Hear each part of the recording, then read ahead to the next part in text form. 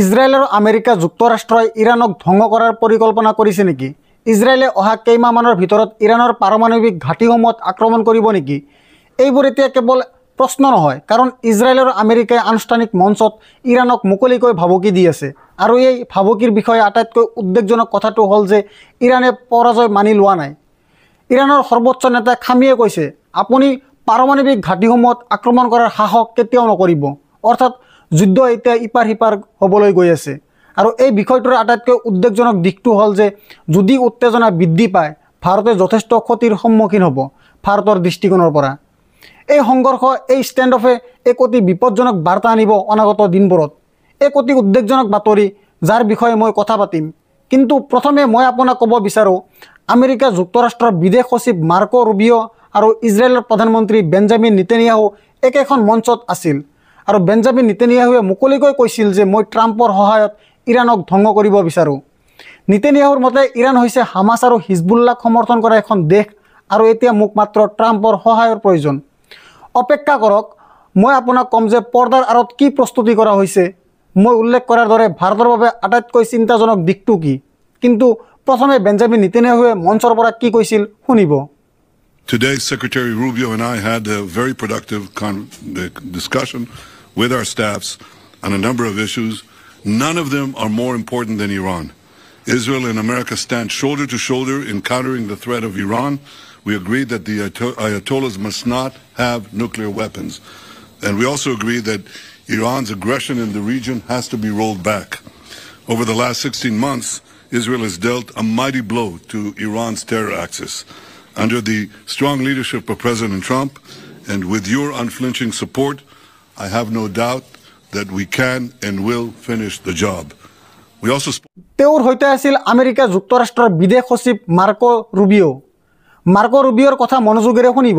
ইয়াত মাৰ্কো ৰুবিঅ'ই কয় যে এই সকলো সমস্যাৰ মূল হৈছে ইৰাণ, আৰু শেষত তেওঁ কোৱা কথাবোৰ মনোযোগেৰে শুনিব। তেওঁ কয় ইৰাণৰ লোকসকলেও ইৰাণৰ শাসনৰ ওপৰত অসন্তুষ্ট।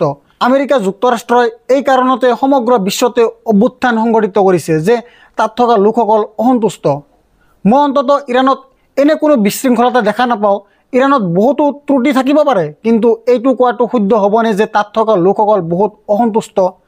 আচৰিত কথাটো হ'ল যে উত্তৰ কোৰিয়াত, য'ত ট্ৰাম্পে তেওঁৰ পূৰ্বৰ কাৰ্যকালত সম্পৰ্ক গঢ়ি তুলিছিল, এতিয়া তাৰ জনসাধাৰণৰ অৱস্থা অতি বেয়া। ৰাছিয়াত পুটিনৰ নীতিৰ বাবে গণতন্ত্ৰ ধ্বংস হৈছে, আৰু তাত থকা লোকসকলেও উদ্বেগ প্ৰকাশ নকৰে। তেওঁলোকে ইৰাণ সম্পৰ্কে উদ্বেগ ক'ত প্ৰকাশ কৰিছে? ইৰাণৰ বিষয়ে বিদেশ সচিব মাৰ্কো ৰুবিঅ'ই কি কৈছে শুনিব। The common theme in all of these challenges is Iran. It is the single greatest source of instability in the region. Behind every terrorist group, behind every act of violence, behind every destabilizing activity, behind everything that threatens peace and stability for the millions of people who call this region home, is Iran. And by Iran, I mean the Ayatollahs. By Iran, I mean its regime. A regime who, by the way, its people don't support. The people of Iran are victims of that regime. And so I think it's important to constantly point that whether we talk about Hamas, or we talk about Hezbollah, or we talk about violence in the West Bank, or we talk about destabilization in Syria, or we talk about any of these issues, the militias in Iraq, they all have behind them one common theme: Iran. অৰ্থাৎ এই দুইজন নেতাই যি কৈছে সেয়া অত্যন্ত সম্পৰ্কিত। এজনে মুকলিকৈ কৈছে যে ট্ৰাম্পৰ সহায়ত মই ইৰাণক ধ্বংস কৰিম, আনজনে কৈছে যে তাৰ জনসাধাৰণ অসন্তুষ্ট, সেয়ে এতিয়া আমি ইৰাণৰ বিৰুদ্ধে ব্যৱস্থা ল'ব পাৰোঁ। প্ৰশ্নটো হ'ল, পৰ্দাৰ আঁৰত কি ঘটিছে? কেনেধৰণৰ প্ৰস্তুতি কৰা হৈছে? এইটো সঁচা নেকি যে অনাগত দিনত ইজৰাইলে ইৰাণৰ পাৰমাণৱিক স্থানসমূহত আক্ৰমণ কৰিবলৈ গৈ আছে? আটাইতকৈ গুৰুত্বপূৰ্ণ কথাটো হ'ল যে ইৰাণে বাৰে বাৰে কৈছে যে ইয়াৰ পাৰমাণৱিক কাৰ্যসূচী শান্তিপূৰ্ণ উদ্দেশ্যৰ বাবে। তদুপৰি ইৰাণে আন্তঃৰাষ্ট্ৰীয় পাৰমাণৱিক সংস্থাসমূহৰ সকলো নিৰ্দেশ পালন কৰিছে। তথাপিও এই আক্ৰমণাত্মক পদক্ষেপে ইৰাণক পাৰমাণৱিক বোমা আহৰণ কৰিবলৈ প্ৰেৰিত কৰিব। বহু বিশেষজ্ঞই কৈছে যে ইৰাণ পাৰমাণৱিক বোমা তৈয়াৰ কৰিবলৈ মাত্ৰ 24 ঘণ্টা দূৰত আছে। এতিয়া মোক কওক, যেতিয়া ইয়াৰ অস্তিত্ব বিপদত পৰিব, ই কি কৰিব? এইটো স্বাভাৱিকতে বিশ্বৰ বাবে অতি বিপদজনক। আৰু অপেক্ষা কৰক, মই আপোনাক ক'ম ভাৰতৰ কি সম্পৰ্কিত। কিন্তু প্ৰথমে আয়াতুল্লাহ খামেনীয়ে এই বিষয়টোৰ প্ৰতি সঁহাৰি জনাইছে। তেওঁ কৈছে যে এইটো কৰিবলৈ সাহস নকৰিব। সোমবাৰে তেওঁৰ ভাষণত তেওঁ কৈছিল, তাৰ প্ৰতি মনোযোগ দিয়ক, ইৰাণৰ সংবাদ সংস্থা ইৰাণীয়ে আপোনাৰ স্ক্ৰীণত এই বিষয়ে তথ্য প্ৰদান কৰিছে। ইছলামিক বিপ্লৱৰ নেতা আয়াতুল্লাহ ছৈয়দ আলী খামেনীয়ে কৈছিল যে শত্ৰুৱে ইৰাণত জনমত কঢ়িয়াই অনাত ব্যৰ্থ হৈছে আৰু তেওঁলোকৰ ষড়যন্ত্ৰ আগবাঢ়িব পৰা নাই। সোমবাৰে পূব আজাৰবাইজান প্ৰদেশৰ হাজাৰ হাজাৰ লোক তেওঁক লগ কৰিবলৈ অহাৰ সময়ত তেওঁ তেহৰাণত এই মন্তব্য দিছিল। 1978 চনত তাব্ৰিজৰ জনসাধাৰণৰ দ্বাৰা পাহলভী শাসনৰ বিৰুদ্ধে বিদ্ৰোহৰ বাৰ্ষিকীত এই বৈঠক অনুষ্ঠিত হৈছিল। এই সময়ছোৱাত ৰাষ্ট্ৰপতি মাছুদ পেজেছকিয়ানকে ধৰি কেইবাজনো উচ্চ বিষয়াও উপস্থিত আছিল। আয়াতুল্লাহ খামেনীয়ে ইৰাণৰ জনসাধাৰণৰ বিৰুদ্ধে থকা কোমল ভাবুকিৰ কথা উল্লেখ কৰি কয় যে এই আক্ৰমণ এতিয়াও চলি আছে। অৱশ্যে এই লোকসকলে ইৰাণৰ জনসাধাৰণক বিশ্বাস ভাঙিবলৈ সম্পূৰ্ণৰূপে ব্যৰ্থ হৈছে। বেঞ্জামিন নেতানিয়াহুৰ ভাবুকিৰ পটভূমিতে ইৰাণৰ সঁহাৰি চাব লাগিব। সি কি ক'লে আকৌ এবাৰ বিবেচনা কৰোঁ আহক। নেতানিয়াহু কয় যে ডনাল্ড ট্ৰাম্পৰ সমৰ্থনত তেওঁৰ চৰকাৰে ইৰাণৰ পৰা অহা ভাবুকি সম্পূৰ্ণৰূপে নাইকিয়া কৰিব। ইফালে আমেৰিকা যুক্তৰাষ্ট্ৰত বাতৰি ওলাইছে যে ইজৰাইলে অহা মাহত ইৰাণৰ পাৰমাণৱিক স্থানসমূহত বিমান আক্ৰমণ কৰাৰ কথা বিবেচনা কৰি আছে। ট্ৰাম্পে ইংগিত দিছে যে তেওঁ তেহৰাণৰ সৈতে এক চুক্তিত উপনীত হ'বলৈ পচন্দ কৰিব। অৱশ্যে যদি আলোচনা বিফল হয় তেন্তে তেওঁ আমেৰিকা যুক্তৰাষ্ট্ৰৰ দ্বাৰা সামৰিক পদক্ষেপ লোৱাৰ কথা চিন্তা কৰি আছে। তেওঁৰ চৰকাৰে প্ৰথমতে এটা কঠোৰ চৰ্ত নিৰ্ধাৰণ কৰিছিল যে ইৰাণে ইয়াৰ সমগ্ৰ পাৰমাণৱিক কাৰ্যসূচী ত্যাগ কৰিব লাগিব। যেতিয়া ডনাল্ড ট্ৰাম্প ৰাষ্ট্ৰপতি হৈছিল তেওঁ লগে লগে এটা অতি উস্কানিমূলক মন্তব্য দিছিল। তেওঁ কৈছিল যে যদি ইৰাণে মোক আক্ৰমণ কৰাৰ কথা ভাবে মই বিশ্বৰ মানচিত্ৰৰ পৰা ইৰাণক আঁতৰাই দিম। মনত আছেনে আমেৰিকা যুক্তৰাষ্ট্ৰৰ ৰাষ্ট্ৰপতিয়ে এনেধৰণৰ ভাবুকি দি এখন মঞ্চত বহি আছিল। সেয়েহে বেঞ্জামিন নেতানিয়াহুৱে কিবা কৈ আছে আৰু মাৰ্কো ৰুবিও তেওঁৰ সৈতে থিয় হৈ আছে। কিছুদিন আগতে ডনাল্ড ট্ৰাম্পৰ ভাবুকিৰ সৈতে এইটোও বিবেচনা কৰক যে আমি ইৰাণক ধ্বংস কৰিম। তেওঁ কি কৈছিল আকৌ এবাৰ শুনিব। When you said if they do it, they get obliterated. Just to be clear, you're talking about if Iran made an attempt on your life. Yeah, that would be called total obliteration, and I can't imagine they do that. It should have been stated by Biden, but he didn't state it because he had no clue, as you know, as everybody knows. I'd love to have a good relationship with everybody. They can't have a nuclear weapon. That was the only thing that was very important. They can't have a nuclear weapon. Beyond that, it would be very tough if they insist on doing that.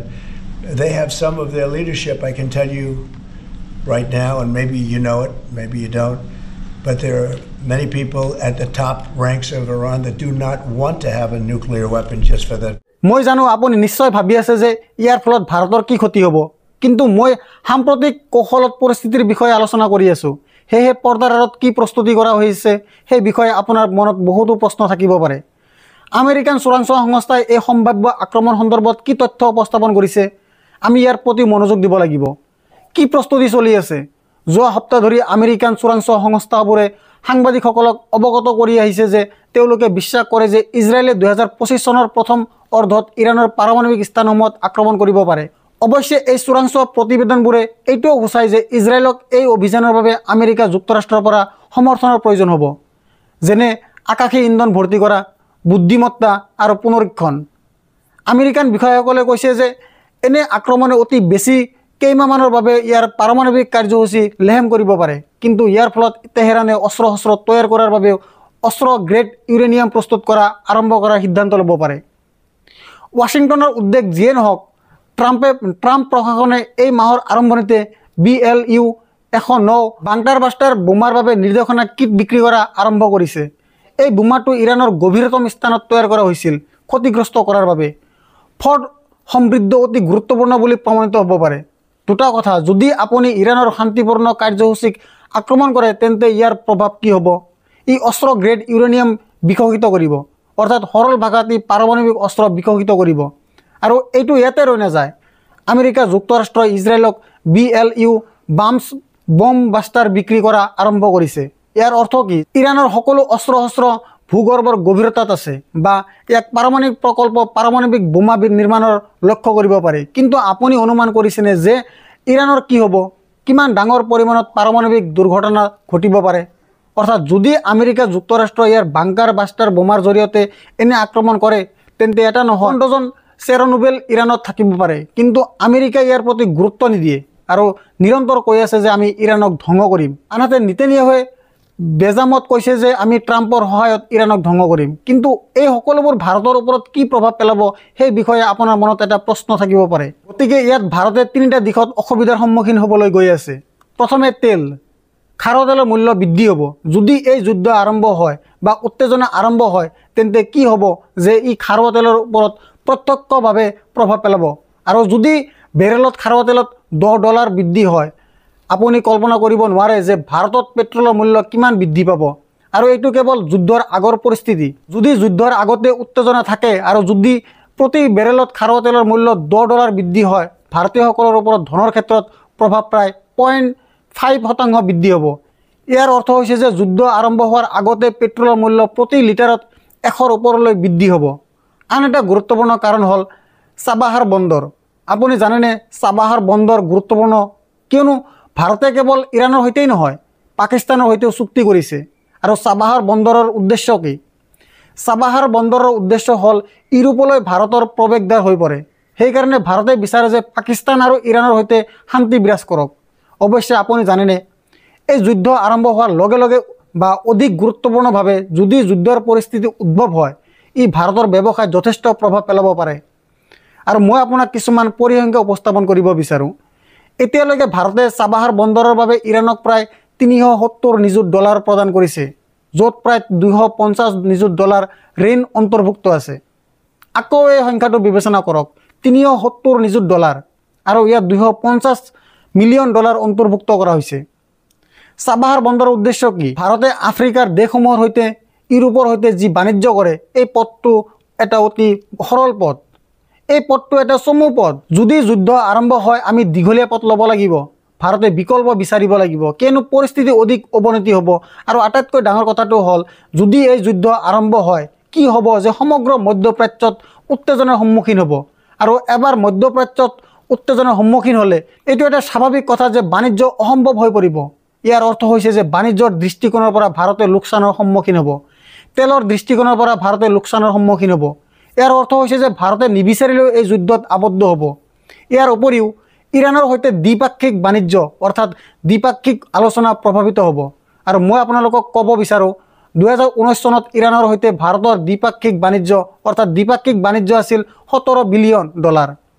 এইটো $17 billion আছিল আৰু 2023 চনত $2.33 billion হ্ৰাস পাইছে।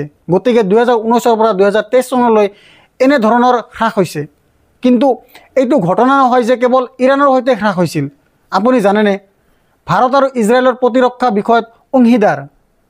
ইজৰাইলৰ সৈতে ভাৰতৰ দ্বিপাক্ষিক বাণিজ্য হ্ৰাস পাইছে। মই আপোনাক ক'ব বিচাৰোঁ যে ইজৰাইলৰ সৈতে ভাৰতৰ দ্বিপাক্ষিক বাণিজ্য আছিল প্ৰায় $10.77 বিলিয়ন, $10.77 বিলিয়ন আৰু মাত্ৰ এবছৰত ই প্ৰায় 40% হ্ৰাস পাইছে। 40% হ্ৰাস। আৰু এতিয়া 2024 চনত ইজৰাইলৰ সৈতে আমাৰ দ্বিপাক্ষিক বাণিজ্য $6.53 বিলিয়ন আছে। মই আপোনাক এটা প্ৰশ্ন সুধিব বিচাৰোঁ, যদি যুদ্ধ আৰম্ভ হয় তেন্তে কি হ'ব? ভাৰতে বহু ক্ষেত্ৰত লোকচানৰ সন্মুখীন হ'ব আৰু ই মধ্যপ্ৰাচ্যত বহু ক্ষেত্ৰত লোকচানৰ সন্মুখীন হ'ব। আৰু এই মধ্যপ্ৰাচ্যত ভাৰতীয়সকলৰ উপস্থিতি পাহৰিব নালাগে। মধ্যপ্ৰাচ্যত বহুতো দেশ আছে য'ত ভাৰতীয়সকল উপস্থিত আছে। তেওঁলোকৰ জীৱন বিপদত পৰিছে, কিয়নো যদি ইৰাণৰ সৈতে যুদ্ধ আৰম্ভ হয় মধ্যপ্ৰাচ্যৰ আন দেশবোৰ নীৰৱ হৈ নাথাকিব। ভাৰত ক'ব নোৱাৰে যে এইটো মোৰ বাবে গুৰুত্বপূৰ্ণ নহয়। ভাৰতে এইটো একেবাৰে ক'ব নোৱাৰে। মই আপোনাক ক'ম কিয় ক'ব নোৱাৰে।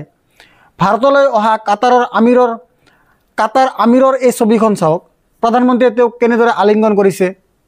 ই কি সূচায়? প্ৰধানমন্ত্ৰীয়ে তেওঁক অভ্যৰ্থনা কৰিবলৈ গৈছিল। আৰু এইটো এটা বেলেগ বিষয় যে তেওঁৰ ৰাজনৈতিক দল আৰু তেওঁলোকৰ যন্ত্ৰই মুছলমান দেশসমূহৰ মুছলমানসকলৰ বিষয়ে অৰ্থহীন কথা কৈ থাকে। কিন্তু প্ৰধানমন্ত্ৰীয়ে কাটাৰৰ আমিৰক কেনেদৰে আলিংগন কৰিছে ইয়াত এবাৰ চাওক। মনত আছেনে কিদৰে চৌদি শাসকক কেইবছৰমান আগতে হাঁহি প্ৰধানমন্ত্ৰীয়ে আলিংগন কৰিছিল? তেওঁ কেনেকৈ হাঁহিলে? গতিকে এই ছবিবোৰ চাওক। আপুনি কাটাৰৰ আমিৰক কেনেদৰে আলিংগন কৰিছে। চৌদি শাসকক লগ পাই তেওঁলোকক কিমান সুখী। ইয়াৰ উদ্দেশ্য কি? কাৰণ ভাৰতেও এই সম্পৰ্কবোৰ ক'ৰবাত পচন্দ কৰে। ভাৰতে তেওঁলোকৰ ফালে পিঠি দিব নোৱাৰে। গতিকে আপুনি মন কৰিব লাগিব যে কাটাৰৰ শাসকক এনেদৰে সাক্ষাৎ কৰা ভাৰতে আগতে চৌদিৰ সৈতে থকা সম্পৰ্কই দেখুৱাই যে ভাৰতে এই অঞ্চলক উপেক্ষা কৰিব নোৱাৰে। অৱশ্যে তেওঁৰ প্ৰচাৰ যন্ত্ৰ আৰু তেওঁৰ ৰাজনৈতিক দলে সস্তীয়া ৰাজনীতিৰ বাবে দেশত যি বিচাৰে সেয়া অব্যাহত ৰাখিছিল। কিন্তু সম্পৰ্কবোৰ উপেক্ষা কৰিব নোৱাৰি। আৰু যদি ইৰাণৰ সৈতে যুদ্ধ আৰম্ভ হয় তেন্তে এয়া স্পষ্ট যে সম্পৰ্ক প্ৰভাৱিত হ'ব আৰু ভাৰতৰ এটা বিকল্প থাকিব। ভাৰতক পক্ষ ল'বলৈ কোৱা হ'ব, আপুনি ইজৰাইলৰ সৈতে নে ইৰাণৰ সৈতে। সকলো মুছলমান দেশে ভাৰতক এক আল্টিমেটাম জাৰি কৰিব। তেতিয়া ভাৰতে কি কৰিব? কাৰণ ভাৰতৰ বেছিভাগ লোক এই মুছলিম দেশসমূহত বসতি স্থাপন কৰিছে। ছৌদি আৰবত, কাটাৰত, জৰ্ডানত এই লোকসকল যিসকল ইয়াত বসতি স্থাপন কৰিছে। আপোনাৰ এটা ধাৰণা আছে, কাৰণ ইজৰাইলত খুব কম ভাৰতীয় আছে। ভাৰতক এটা পক্ষ ল'বলৈ কোৱা হ'ব, তেন্তে ভাৰত কি কৰিব? এইটো এটা প্ৰত্যাহ্বান। সেয়েহে মই আশা কৰোঁ যে ইৰাণ সন্দৰ্ভত ট্ৰাম্প আৰু নেতানিয়াহুৰ যি অভিপ্ৰায় আছে সেয়া সফল নহওক। কাৰণ আটাইতকৈ ডাঙৰ ক্ষতি ভাৰতৰ বাহিৰে আন কাৰো নহয়। যিজন ব্যক্তিয়ে তেওঁলোকৰ বুদ্ধি ব্যৱহাৰ কৰিব তেওঁলোকে এই বিষয়টোৰ গভীৰতা বুজি পাব। মুক্ত আৰু স্বতন্ত্ৰ সাংবাদিকতাক সমৰ্থন কৰক আৰু মোৰ অংশীদাৰ হওক। অতি সহজে এই ফল বটনটো টিপক আৰু সত্যৰ এই যাত্ৰাত মোৰ লগত থাকক।